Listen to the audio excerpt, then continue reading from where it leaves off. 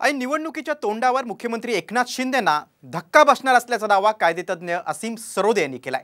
शिंदेंचे 12 आमदार हे ठाकरेंकडे जाणार असल्याचा दावा असीम सरोदे यांनी केलाय। पाहूयात एक स्पेशल रिपोर्ट। मुख्यमंत्री शिंदेंना धक्का बसणार।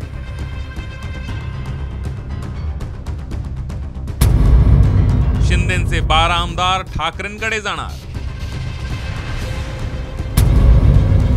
असीम सरोदे यांचा खळबळजनक दावा।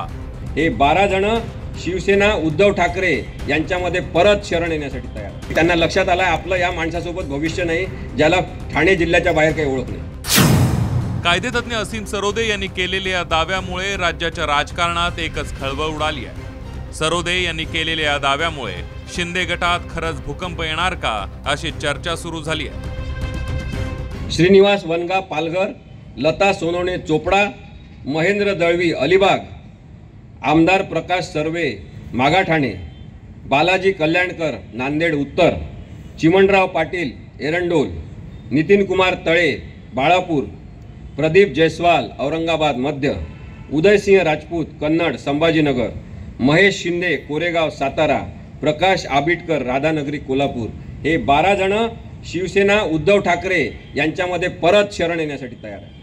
कारण की त्यांना लक्षात आलं आपलं या माणसासोबत भविष्य नाही, ज्याला ठाणे जिल्ह्याच्या बाहेर काही ओळख नाही। असीम सरोदे यांनी ज्या 12 आमदारांची नावं ठाकरे गटात घरवापसी होणार म्हणून घेतली आहेत त्या नावांवर एक नजर टाकूया। श्रीनिवास वनगा पालघर, लता सोनवणे चोपडा, महेंद्र दळवी अलिबाग, प्रकाश सुर्वे मागाठाणे, बालाजी कल्याणकर नांदगाव, चिमणराव पाटील एरंडोल, नितीन तळे बाळापूर, प्रदीप जयस्वाल औरंगाबाद मध्य, उदयसिंह राजपूत कन्नड, महेश शिंदे कोरेगाव, प्रकाश आबिटकर राधानगरी। दुसरीकडे संजय राऊत यांनी गद्दारांसाठी ठाकरे गटाची दारं बंद असल्याचं स्पष्ट केलंय। तर सरोदे यांचा दावा म्हणजे मुंगेरी लाल के हसीन सपने असल्याचा टोला भाजप प्रदेशाध्यक्ष बावनकुळेंनी लगावला।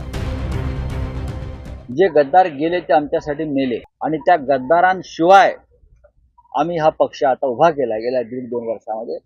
त्याच्यामुळे गद्दारांच्या संदर्भात हे दरवाजे उघडे नाही। काही सरडे हे बाजारात फिरत आहेत, त्यांची वकिली चालत नाही म्हणून कुठल्या तरी राजकीय मंचावर जायचं आणि माननीय एकनाथजी शिंदे यांच्यावर तोंडसूक घ्यायचं।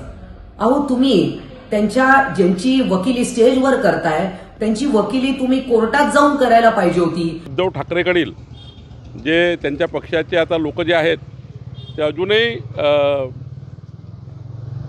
स्वप्नातच आहे, अजूनही झोपेतच आहे। त्यांना झोपेत स्वप्न दिसतात आहे आणि दिवसांनी स्वप्न दिसतात आहे। त्यामुळं कोणी वापस जाणार नाही आहे। एकनाथजी उत्कृष्टपणे सरकार चालवतो आहे आणि त्यामुळं एवढ्या चांगला सरकारमधला कुठलाही आमदार हा वापस जाण्याची शक्यताच नाही आहे। राजकारणात कोणी कुणाचा कायमचा शत्रू नसतो आणि कायमचा मित्र नसतो।